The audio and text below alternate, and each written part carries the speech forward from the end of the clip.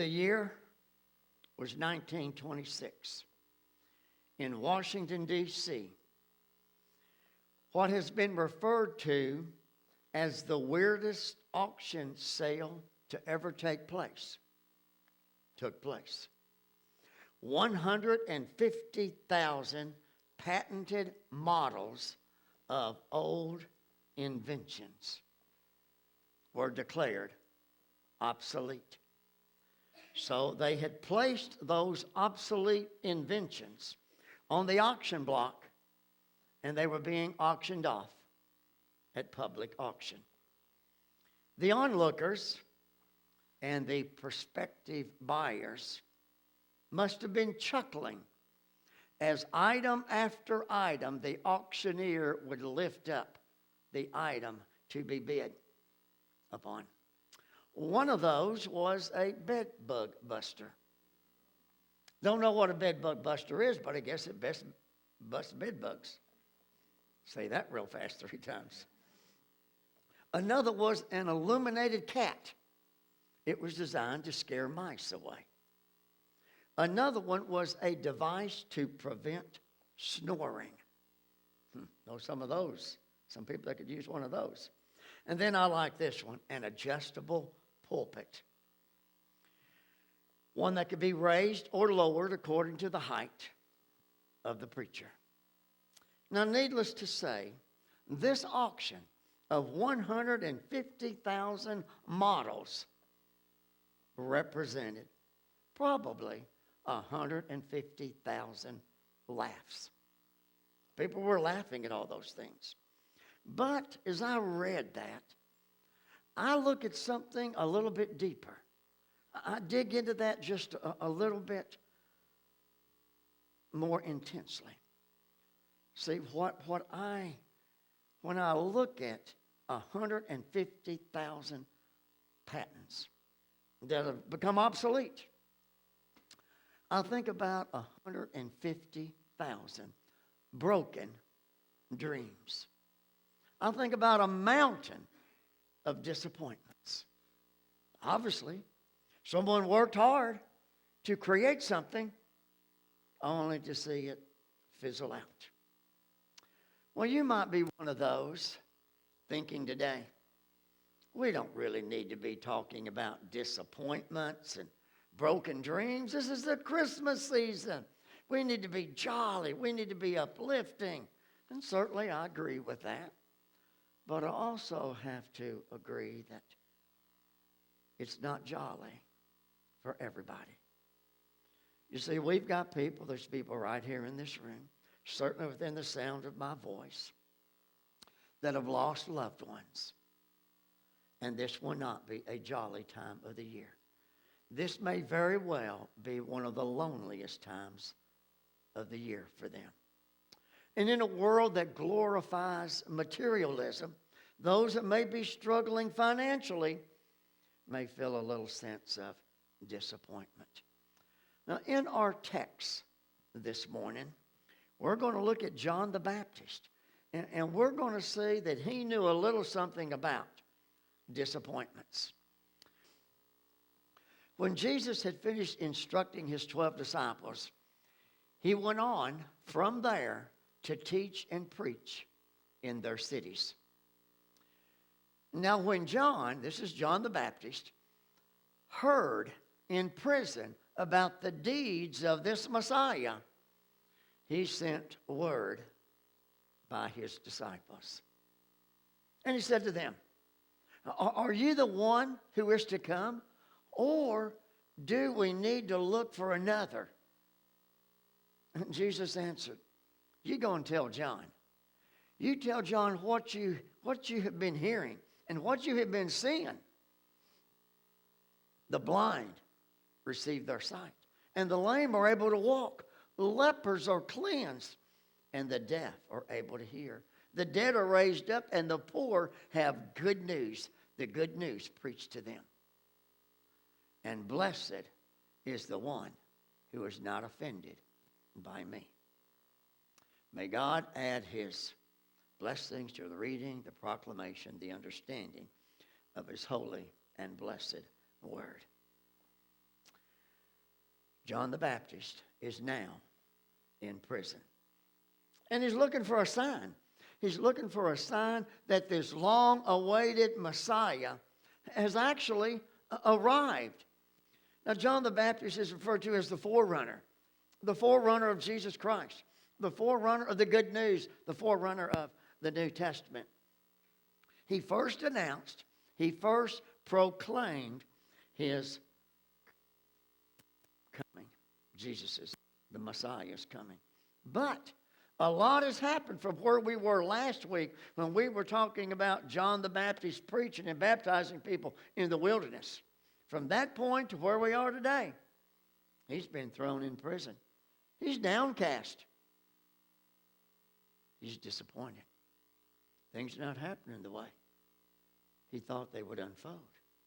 Remember John the Baptist's message out there in the wilderness is repent. Repent, the kingdom of God is at hand. And this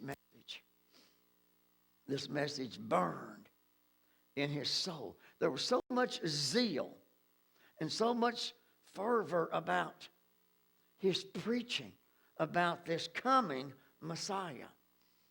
Now, John really wasn't afraid when you think about it. John wasn't afraid to proclaim the message. He wasn't afraid to proclaim to the religious leaders, and he certainly wasn't afraid to proclaim to King Herod. Actually, that's why King Herod wound up in prison. John the Baptist wound up in prison because of King Herod. Now, you need to know that this is not the King Herod that was the ruler at the time of Jesus' birth. In fact, this is his son that we're talking about right here. Herod Antipas.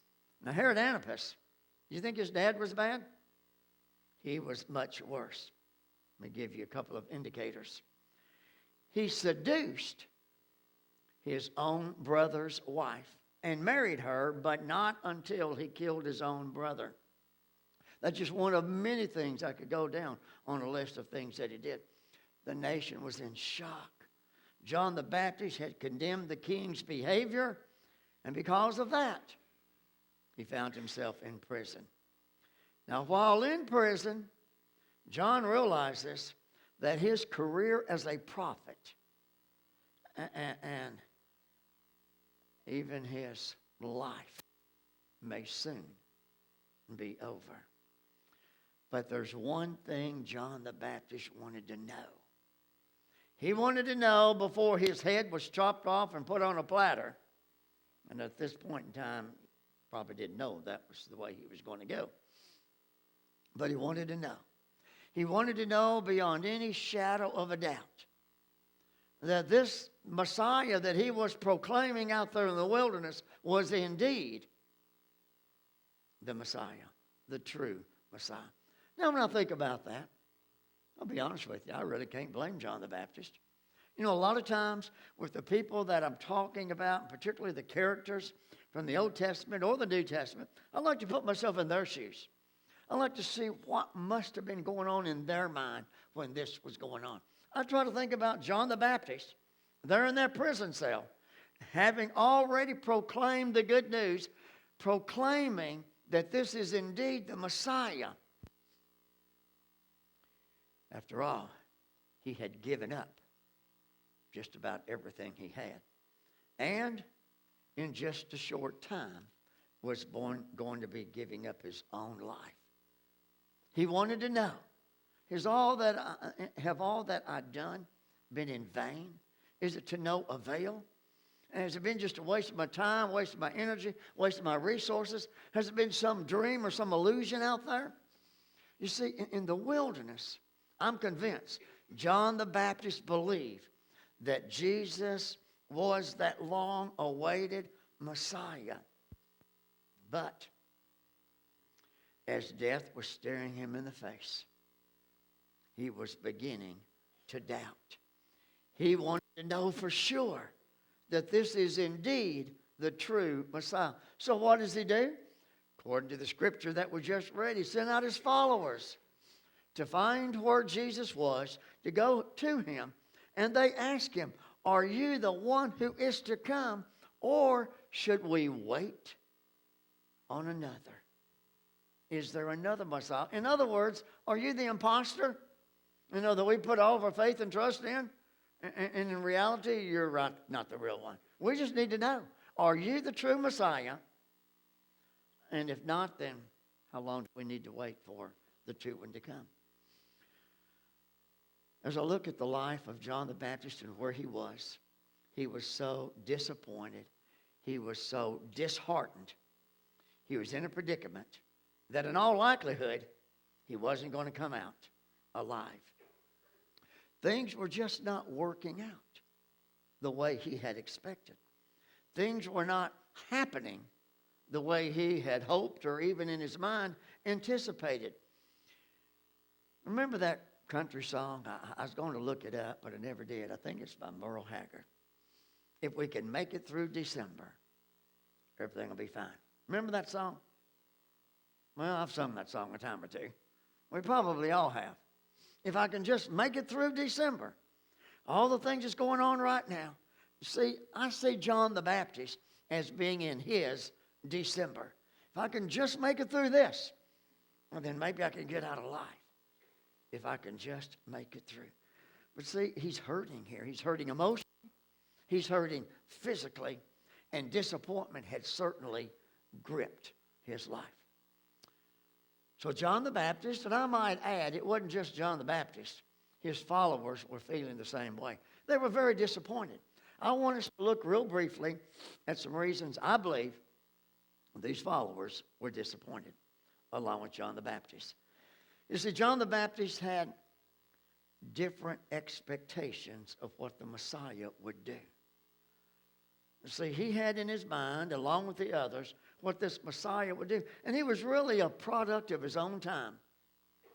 You know, what he was thinking and what he was believing was exactly what the people of his day were expecting the Messiah to be. One who would drive out the despised Romans and to establish the kingdom of God. See, I have this picture in my mind of John the Baptist pacing the floor in probably what was a small jail cell. And he was running around in his mind the question, why isn't more happening? If he really is the Messiah, then why isn't something being done? What is the Messiah waiting for? We need him. We need him now. Why doesn't he drive out those Roman dogs? Get rid of them so we can have peace. But sometimes we find ourselves disappointed, just like John the Baptist. And see, I see John the Baptist being disappointed, not because of what Jesus did, because of his own faulty expectations. Could it be possible that you might be dealing with your own faulty expectations and that bringing about disappointment? John the Baptist expected the Messiah to come in all the pomp and circumstance and all the glory. Not the way he was coming. Now, I remind you again that Jesus Christ was not at fault. The Messiah was not at fault. He was going through what he was going through because of his own faulty expectations. He could have reflected upon the prophecies of the Old Testament, telling them and reminding them what is going to happen, what's going to unfold. Now, is this the true Messiah? I could measure that up against the things that are happening right now and what he is doing. Is that fulfilling prophecy? He was gripped with a great sense of disappointment. But I see John the Baptist also looking for all the wrong signs. Now, these followers that John the Baptist had sent out to track down Jesus came to him and asked, are you the one? Are you the one to come? Or should we be looking for another? And then verses 4 through 6, we see where Jesus tells them, go to John. Go to tell John what you see and what you hear, let you be a witness. Let your testimony reflect. Do you believe I am who I say I am? Now, the day of the Lord had arrived, and the evidence of God's kingdom was beginning. Just look around, he said. Just look around and see what's happening. Now, my mind takes me back several hundred years before to the prophet Isaiah, when he prophesied about what would happen when the Messiah would come. Don't these words sound very similar to what Jesus is saying right here? The eyes of the blind will be opened. The ears of the deaf will be unstopped. The lame shall leap like deer. Those are very similar words to what we see in prophecy of what Jesus is saying here. But they weren't looking for those kinds of signs. John the Baptist wasn't looking for those kinds of signs. They were looking for something so dramatic and so breathtaking. They were looking for thunder and lightning. They wanted all the pizzazz, all the fanfare. This was going to be something when this Messiah, the long-awaited Messiah, comes. How many of you all remember Charles Kuralt? Used to be on TV. Always liked him, but he always came on Sunday mornings, I think at 10 o'clock, 9 or 10 o'clock. I couldn't hear him because I was here. But I did see segments of that. Several years ago, I got one of his books, On the Road with Charles Kuralt. He traveled across America telling stories about places that he had been and the adventures of those places. One of them that strikes me here is in his travels, he found something that looked like a Christmas tree growing in the middle of nowhere. It was growing in the most unlikely place in the Rockies. Now, you probably know that trees need good soil to grow. Trees need good weather to grow. Well, in the Rockies, there is no good soil, and there's certainly not any good weather. He referred to this in his writings as the miracle tree. Now, just get this picture in your mind. No trees out there, just all rocks. And all of a sudden, here's this tree sprouting out in the middle of nowhere. And he wrote, on a barren stretch of US 50, without another tree anywhere in sight, grows this juniper tree. Now, it went on to say, nobody really remembers who put the first ornament on that Christmas tree, but somebody did. And that started a tradition. And before long, motorists were stopping and hanging ornaments on that Christmas tree. I asked Karen this morning, the 9 o'clock service, if she'd ever been over there. Because if she saw that tree all by itself, she would think it needed some kind of ornaments, okay? But that started that tradition. And even today, by Christmas Day, that tree will be filled with ornaments. Now, that tree, which really has no business growing where it's growing, has survived against all odds. Now, that story really stops there for Charles Kuralt. But for me and for you, we need to remember there's a message here. And we need to remind of wherever we are in life, wherever we are in dealing with the disappointments and the discouragements in life, that there is life and there is hope, even in the roughest and the toughest of times. It reminds me of Isaiah, where he wrote, the wilderness and the dry land shall be glad. The desert shall rejoice and blossom, just like that juniper tree out there in the middle of nowhere. Okay, but the people were looking for greatness. They were disappointed because that Messiah didn't come the way they thought he was going to come.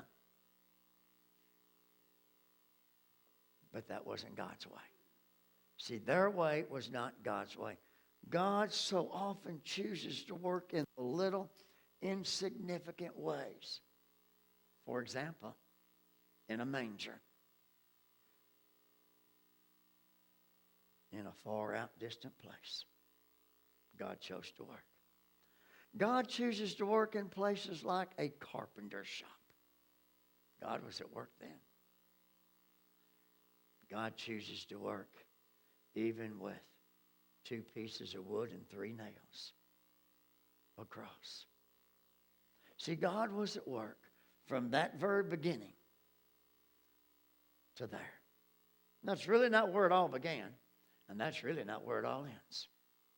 But I think about that 33-year span. I'm reminded that God works so many times in little, insignificant ways. And then I also see that John the Baptist